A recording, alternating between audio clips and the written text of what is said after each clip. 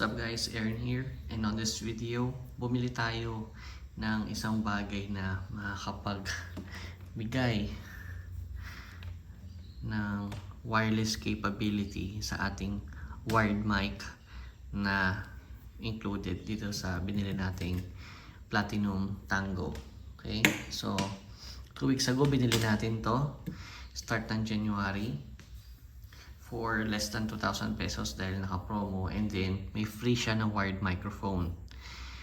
And ang free na microphone niya is itong KS or K3000 from Platinum. Maganda yung build quality niya. Ito bakal to. Ito solid yung build niya.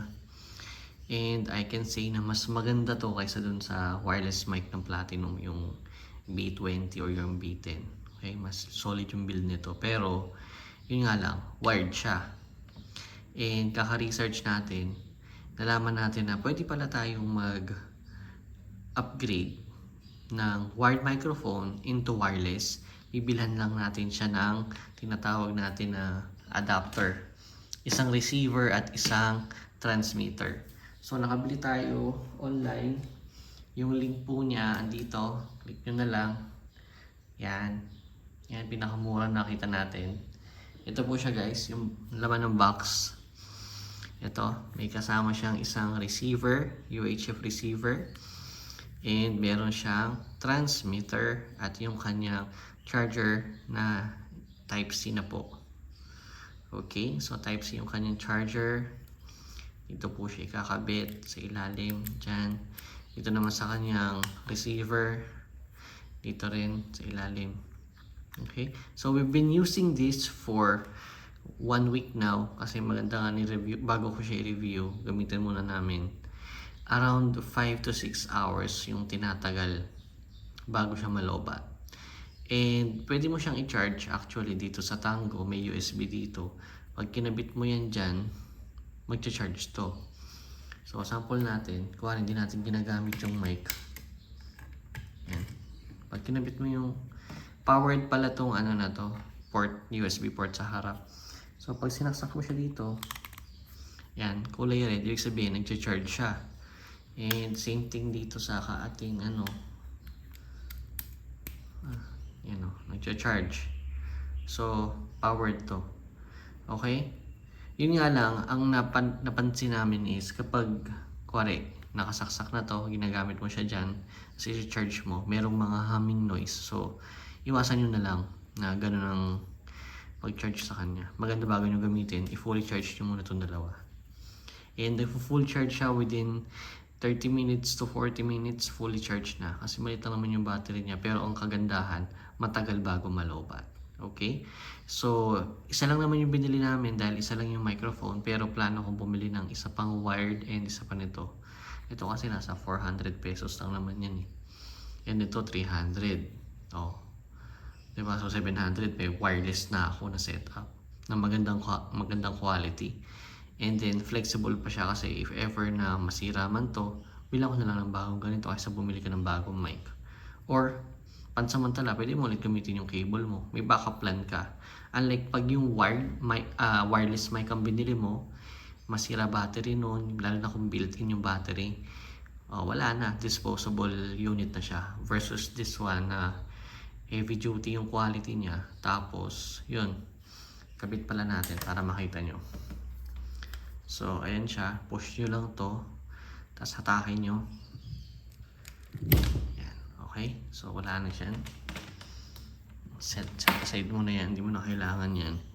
Ito siya guys. Yung mic. 3-prong. And then, itong butas niya, 3-prong din. I-align mo lang siya dyan. Magkiklik naman yung pag na-shoot mo na eh.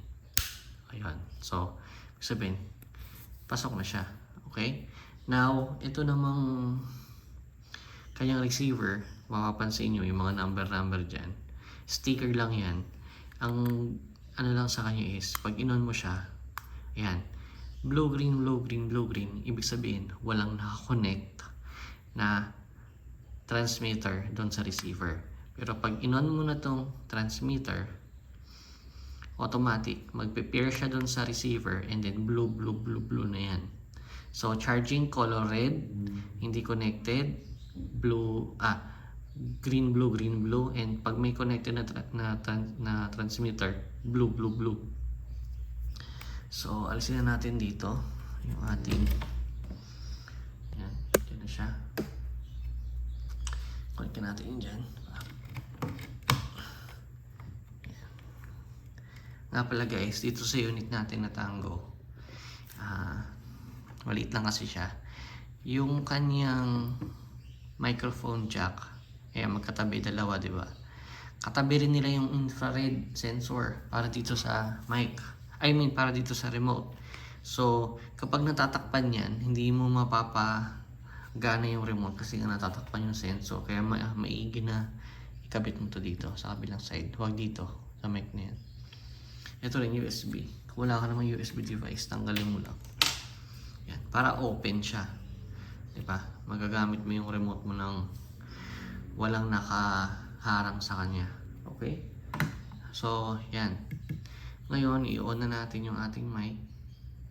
Yan. Okay? So, sound check. Sound check. 1, 2, 1, 2. Oh, ayan. Tapos kahit mga 5 to 10 meters, pasok na pasok to. Kahit lumabas ako ng bahay, maririnig niya pa rin. Kasi UHF yung kanyang gamit na signal. Okay? So, yan po ang ating review sa ating munting device na ginagawang wireless, ang mga wired microphone. Ito po yung ating transmitter and ating receiver. Generic siya, wala siyang brand. Again, yung link nandito, click nyo na lang. Nasa description din. 300 pesos isa. Kung dalawang ganito, isang receiver, around 450. So, sulit na sulit guys. Tipong sa halagang 1,200, 1,300, bili kang dalawang mic, tapos yung dalawahan nito, solve na. Okay? May wireless microphone setup ka na reliable. Maganda build quality, oh. Solid yung plastic niya. Okay? So, yun lang po yung ating review for today's video. If you want to subscribe, pwede rin po. And mag-upload po tayo ng mga future updates sa ating video, okay, na Platinum Tango. Okay? Thanks for watching. See you po on the next video. Bye now.